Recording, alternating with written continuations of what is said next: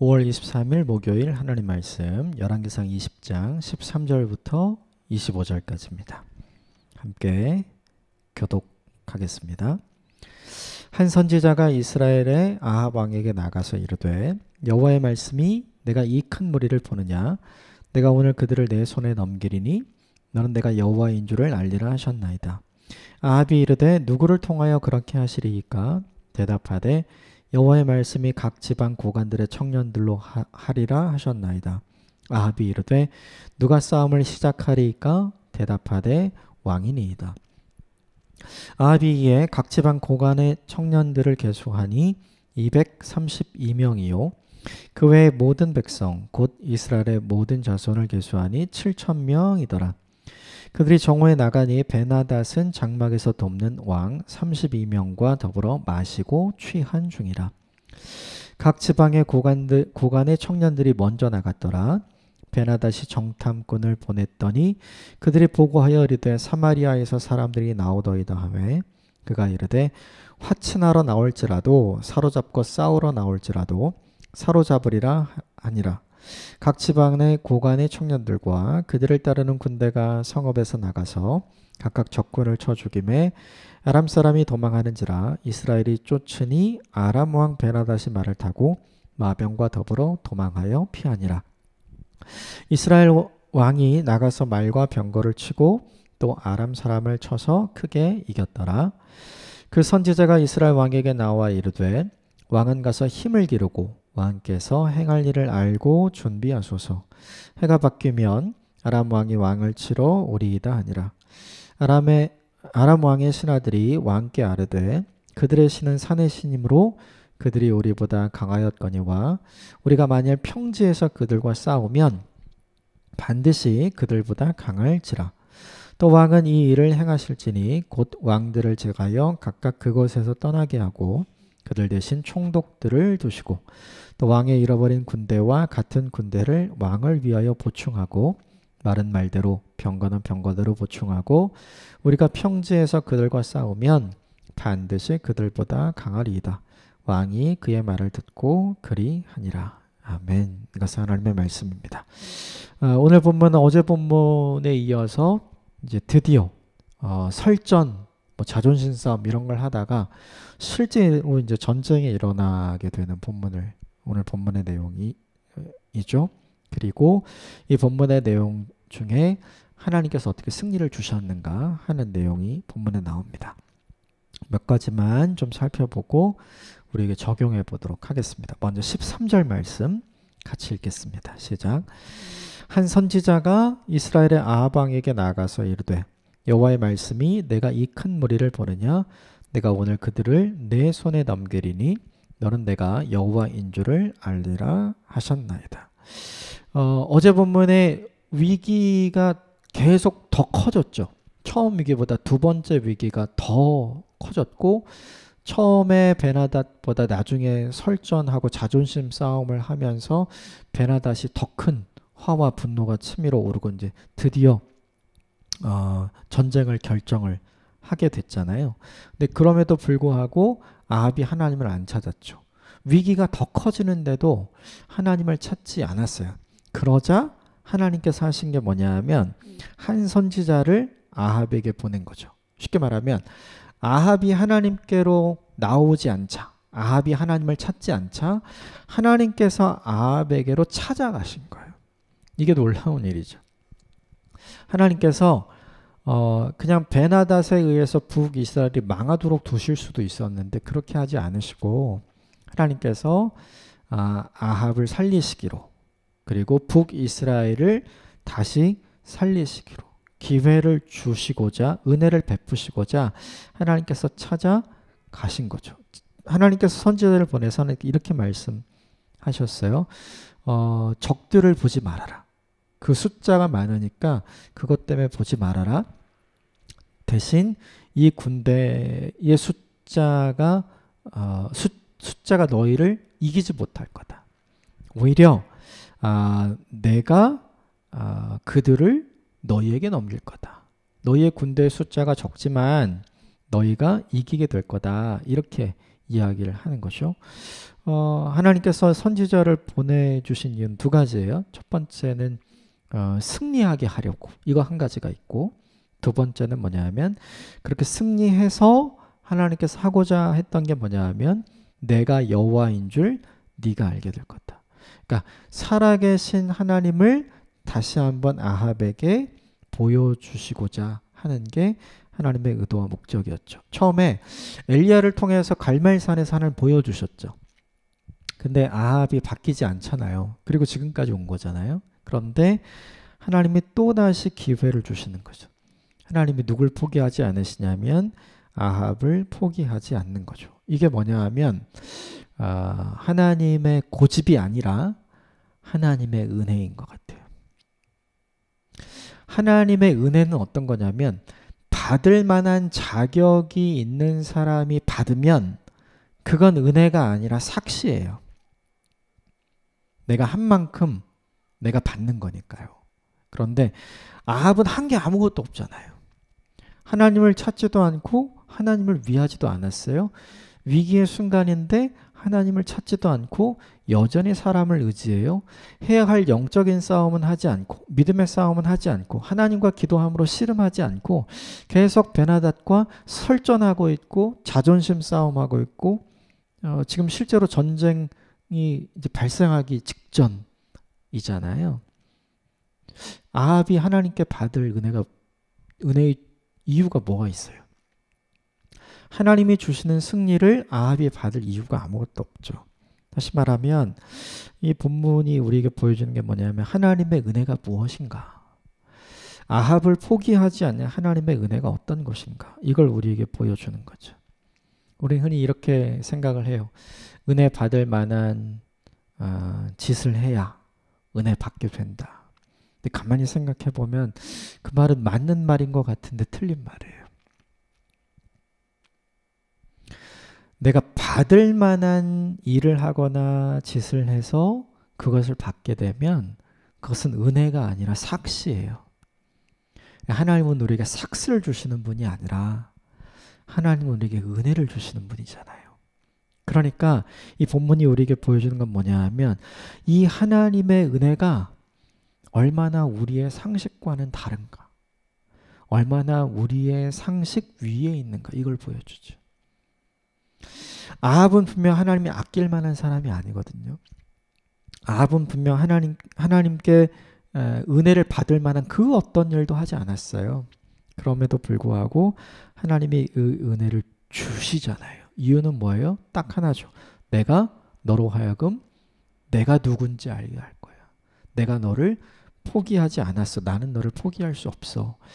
아합의 믿음과 아합의 삶을 회복하고자 하는 하나님의 마음이 거기에 들어 있는 거죠.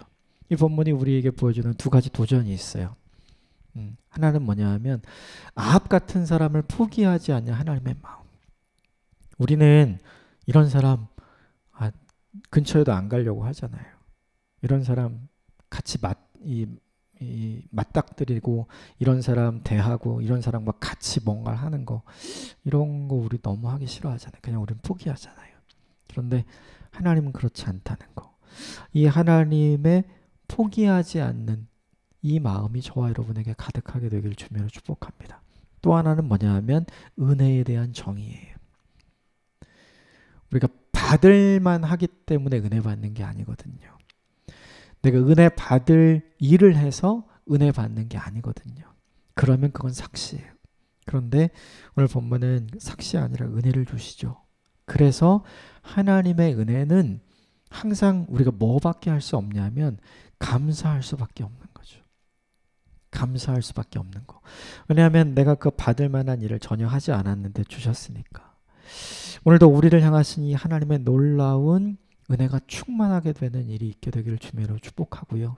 또 하나, 우리도 누군가에게 이 하나님의 은혜처럼 삭시 아니라, 그가 한 만큼 내가 주는 것이 아니라 그가 나에게 그런 일을 하지 않아도 이 은혜를 베풀 수 있는 넉넉한 하나님의 마음을 가진 하나님의 사람이 되시기를 주님의 이름으로 축복합니다. 결국 아합이 이 하나님의 선지자를 통해서 대화하기 시작을 하죠. 누구를 통해서 그렇게 하시겠습니까? 누가 먼저 해야 되겠습니까? 이런 질문을 해요. 14절, 15절 같이 읽겠습니다. 시작. 아합이 이르되 누구를 통하여 그렇게 하시리이까? 대답하되 여호와의 말씀이 각 지방 고관의 청년들로 하라 하셨나이다. 아합이 이르되 누가 싸움을 시작하리이까? 대답하되 왕이니이다. 아합이 이에 각 지방의 고관의 청년들을 계수하니 232명이요 그 외의 모든 백성 곧 이스라엘의 모든 자손을 계수하니 7,000명이더라. 아합이 궁금한 게 있었죠. 하나님께서 승리를 주신다고 하면 실제 전쟁을 해야 되는데 누가 싸워야 되겠습니까? 그리고 누가 먼저 공격을 해야 되겠습니까? 근데 오늘 하나님께서 말씀하신 것이 전부 다 의외의 대답이에요. 누가 싸워야 되겠습니까? 라고 이야기하니까 14절에 청년들이 해라. 이게 군인이 아니잖아요. 이 청년들. 그냥 원문, 그러니까 우리말 번역에 청년들로 돼 있지만 원문의 뜻은 아이란 뜻도 있거든요. 그러니까 오늘 본문에 있는 이 청년들이라고 하는 게 사실은 군사훈련을 제대로 받은 적이 없는 사람들을 의미하는 거예요.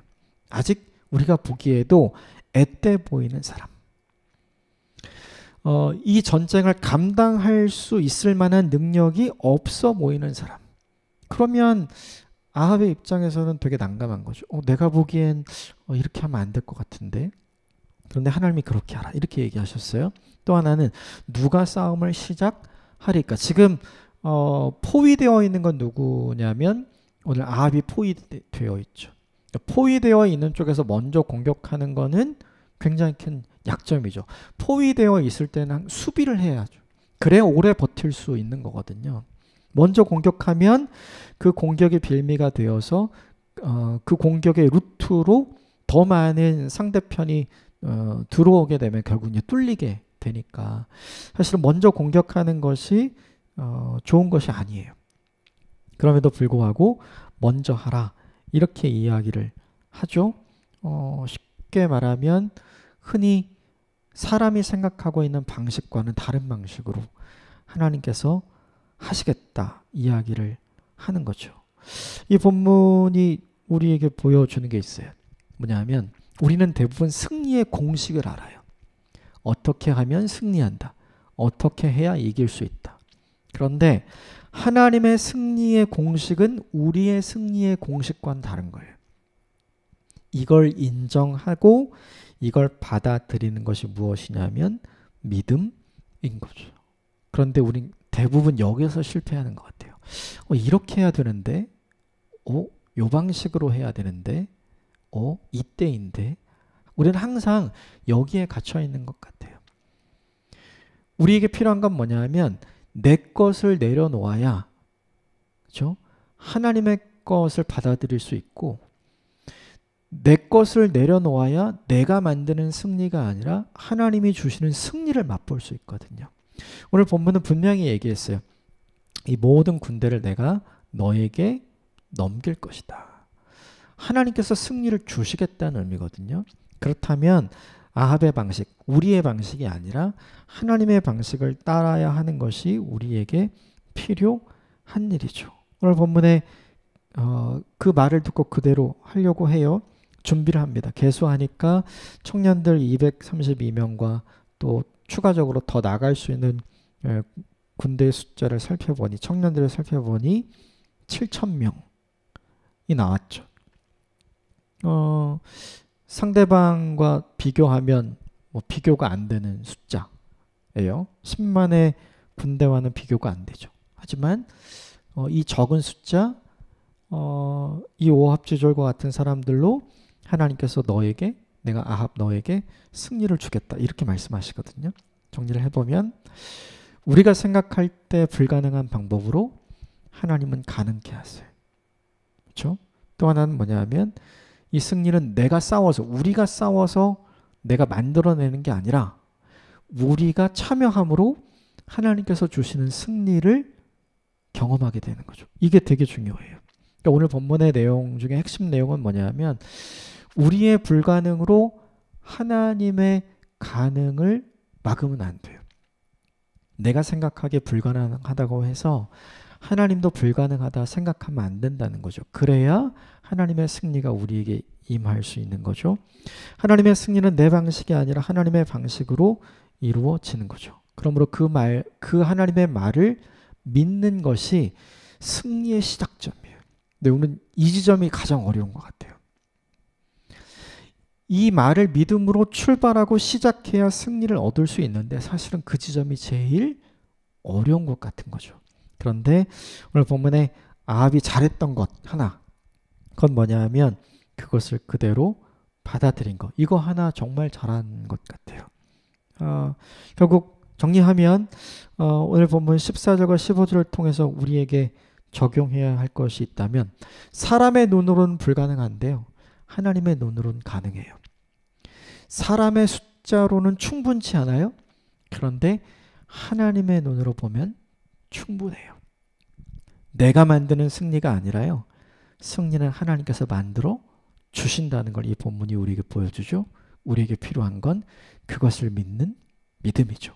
이 믿음을 갖게 되기를 주님의 이름으로 축복합니다. 그리고 결국 하나님 말씀대로 합니다. 17절을 보면 같이 읽어볼까요? 시작. 각 지방의 고관의 청년이 먼저 나갔더라.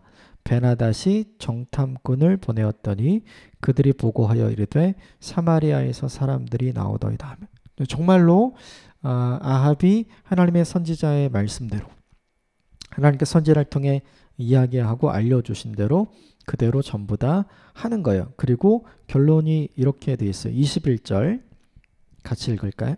20절 21절 같이 읽읍시다. 시작. 각각 적군을 쳐 죽임에 아람 사람이 도망하는지라 이스라엘의 쫓으니 아람 왕 베나닷이 말을 타고 마병과 더불어 도망하여 피하니라. 이스라엘 왕이 나가서 말과 병거를 치고 또 아람 사람을 쳐서 크게 이겼더라. 하나님 말씀대로 하니까 하나님 말씀대로 승리하게 되었죠. 그렇죠? 말씀대로 하니까 지금 승리하게 된 거예요. 결과적으로 아합이 승리를 만들어낸 것이 아니라 말씀에 순종하니까 하나님께서 주시는 승리를 경험한 거죠. 그런데 제일 중요한 건 이 본문에서 17절 말씀에 고관들의 청년들이 먼저 나갔더라. 생각해보면 이제 저와 여러분이 이 청년들이라고 생각해 봅시다. 아합이 하나님께서 이렇게 이야기하셨어. 너희들 먼저 나가서 싸워라. 그러면 이 나가는 고관들의 청년이 자기 눈으로 보게 되는 건 뭘까요? 자기들보다 몇십 배나 많은 뭘 보고 있는 거예요? 아람 왕 베나닷의 군대, 아람 군대를 보게 되죠. 그거 보게 되면 어떤 마음이 들까요? 계산하게 되죠. 야, 이거 이렇게 나가면 그냥 죽는 건데 이거 정말 하나님께서 우리에게 말씀하신 거 맞나? 만약에 오늘 본문에 등장하는 이 각 지방의 고관의 청년들에게 하나님이 직접 말씀하셨다면 그럼 좀 얘기가 달라져요. 근데 그게 아니라 지금 하나님의 사람 이 선지자를 통해 아합에게 해주신 이 말씀을 아합이 지금 이 고관들 청년들에게 이야기하는 거잖아요. 이 부분이 우리에게 굉장히 중요하죠. 이 청년들 어떤 사람들인가? 아합이 전해준 하나님의 말씀을 믿는 사람. 근데 이 청년들은 아합이 어떤 사람인 줄 알아요? 하나님 안 믿는 사람인 줄 이미 다 알고 있잖아요. 근데 하나님 안 믿는 사람이 하나님이 이렇게 말씀하셨다. 이렇게 나가서 해라. 이렇게 얘기한 거예요. 그러면 이 청년들 그거 믿어야 돼요? 안 믿어야 돼요? 저와 여러분이라면 그 말 믿겠습니까? 안 믿겠습니까? 안 믿죠. 그런데 이 청년들 어떻게 하죠? 그 말 믿죠. 도합 7,000명. 뭐 생각나는 거 없으세요? 하나님께서 엘리야를 회복시킬 때 엘리야에게 이렇게 말씀하셨죠. 네가 알지 못하는 7,000명을 내가 남겨두었다. 모두 다 바알을 섬기고 모두 다 아세라를 섬기지만 나 하나님을 섬기고 하나님 앞에 무릎 꿇는 하나님의 사람을 내가 남겨놓았다. 여기 본문에 등장하는 7,000명이 바로 그 사람이에요. 분명히 아합은 하나님 믿지 않는다는 걸 이 사람들은 알아요. 그런데 아합에게 하나님의 선지자를 통해서 말씀하셨다는 하나님은 이 사람들이 믿고 있는 거예요. 그래서 이 사람들 뭐 하냐면 계산하지 않고 나가는 거죠. 여러분, 이게 무엇보다 중요해요. 하나님을 신뢰하고 하나님 믿는 사람들이 하지 않는 게 있어요. 그것은 무엇이냐면 두 가지인데, 하나님의 말씀은 어떤 경우라도 믿어요. 또 하나, 상황이 아무리 나빠도 계산하지 않아요. 어떤 경우에라도 하나님을 신뢰하고 하나님의 말씀을 믿는 사람을 통해 하나님의 승리가 임하고, 상황이 아무리 나빠도 계산하지 않고 순종하는 하나님의 사람을 통해 하나님은 승리를 허락해 주시는 거죠. 이게 하나님이 남겨놓으신 7,000명. 그러면 이걸 우리에게 적용해야죠. 어떤 경우에라도 우리는 하나님의 말씀을 신뢰하는가? 우리는 그렇잖아요. 기록된 성경의 말씀도 의심하고 믿지 않는 데도 많고, 선포된 하나님의 말씀 설교도 믿지 않고 의심하는 경우가 많잖아요. 그렇죠? 또 상황에 따라서 유불리를 따져서 이득과 실익을 계산해서 어떤 것이 유리하고 어떤 것이 불리한지를 따져서 내가 나한테 유리한 것만 순종하고자 하는 계산적인 믿음을 우린 갖고 있잖아요. 그러니까 무엇이 없냐면, 내가 만들어낸 작은 승리는 나에게 있겠지만 하나님이 주시는 큰 승리는 우리에게 없는 거예요. 하나님이 우리 인생에 허락하시는 큰 승리를 맛보기 위해서 우리에게 필요한 것이 있어요. 그것은 무엇이냐면 어떤 순간에라도 하나님의 말씀을 신뢰하는 믿음을 가질 것, 어떤 상황이라도 계산하지 않고 그 말씀에 순종하는 태도를 가질 것. 이 두 가지가 우리에게 있다면 하나님이 주시는 큰 승리를 경험하고 누릴 수 있게 되는 거죠. 이 승리가 저와 여러분의 인생 가운데 있게 되기를 주님의 이름으로 축복합니다. 결국 승리했어요. 하나님의 선지자가 다시 아합에게 가서 이 이야기를 해줍니다. 22절 마지막으로 읽읍시다. 시작. 그 선지자가 이스라엘 왕에게 나와 이르되 왕은 가서 힘을 기르고 왕께서 행할 일을 알고 준비하소서. 해가 바뀌면 아람 왕이 왕을 치러 오리이다 하니라. 내년에 또 쳐들어올 겁니다. 그러니 왕은 내년을 준비해야 합니다. 오늘 22절에 이렇게 얘기해서 힘을 기르고, 이건 해야 되는 일, 군대를 키우는 일, 그렇죠? 이렇게 얘기했어요. 왕께서 행할 일을 알고 준비하십시오. 왕이 앞으로 어떻게 해야 하는지, 뭘 알려주고 싶은 걸까요? 바알은 아무것도 한 일이 없습니다. 아세라는 아무것도 한 일이 없습니다. 당신이 의지했던 사람들도 아무것도 한 일이 없습니다. 하나님이 준비해 놓으신 7,000명, 계산하지 않는 7,000명, 믿음의 사람 7,000명, 이들을 통해 하나님께서 승리를 주셨습니다. 아합이시여, 당신은 하나님을 향한 신앙을 회복해야 합니다. 이게 뭐냐면 왕이 해야 할 일이죠. 더 중요한, 이 본문이 보여주는 게 뭐냐면 승리보다 더 중요한 게 있어요. 이 아람 왕 베나닷과의 전쟁에서 승리한 것보다 더 중요한 것, 그건 뭐냐 하면 믿음의 싸움, 우리의 내면에서, 아합의 마음속에서 일어나고 있는 믿음의 싸움에서 승리하는 게 사실은 더 중요한 일이죠. 이 승리에 도취되지 말고 하나님을 인정하십시오. 하나님을 기억하십시오. 당신에게 은혜를 베풀고 당신에게 기회를 주신 그 하나님을 사랑하고 그 하나님을 섬기십시오라고 이야기하는 거죠. 지금 당장 아합의 문제가 해결됐잖아요. 우리는 그런 경우 얼마나 많아요. 이 문제만 해결해 주시면 내가 하나님 사랑하겠습니다. 하나님 섬기겠습니다. 내가 하나님께 헌신하겠습니다. 그런데 그 문제가 해결되고 나서 이후에 우리 삶을 돌아보면 하나님께 헌신하지도, 하나님께서 순종하지도, 하나님을 사랑하지도 않는 우리의 모습을 얼마나 많이 발견합니까? 하나님은 오늘 선지자를 통해서 아합을 잘 알고 있는 거죠. 이 일이 지나면 또 예전으로 돌아갈 아합을 알고 있는 거예요. 근데 그 아합에게 가서 이야기를 합니다. 지금 이 승리보다 더 중요한 것이 있습니다. 당신이 해야 할 일, 하나님께로 돌아가는 그 일을 당신이 해야 합니다. 이걸 알려주는 거죠. 우리의 진짜 모습은 언제 드러나는가? 우리가 필요한 승리를 거둔 다음, 내가 받아 누리는 하나님의 은혜를 누리고 그 문제가 해결된 다음에 내 모습이 진짜 하나님이 중요하게 여기시는 모습이라는 걸 이 본문을 통해서 우리에게 알려주는 거죠. 승리가 중요한 게 아니라 승리 이후에 우리가 어디에 있는가, 우리의 마음을 어디에 쏟는가가 하나님께 훨씬 더 중요한 일이라는 걸 이 본문이 우리에게 보여줍니다.